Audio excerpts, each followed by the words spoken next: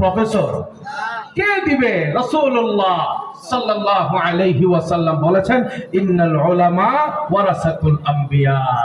উলামায়ে কেরামই দ্বীনের জিম্মাদারি আদায় করবেন। তাবলীগের নেতৃত্ব উলামারা দিবেন।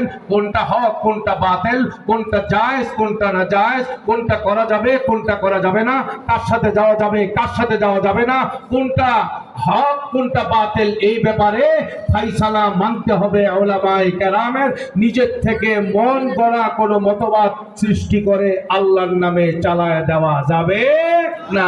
ইন্নাল উলামা ওয়ারাসাতুল আম্বিয়া। উলামায়ে কেরাম এই নবীদের দায়িত্ব পালনকারী।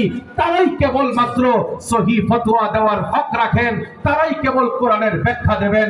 উলামায়ে কেরামের সঙ্গে থাকার জন্য সবাই তৈরি আছেন তো ইনশাআল্লাহ? আলেম যেখানে আমরাও সেখানে, এই স্লোগানের সাথে একমত আছেন ইনশাআল্লাহ?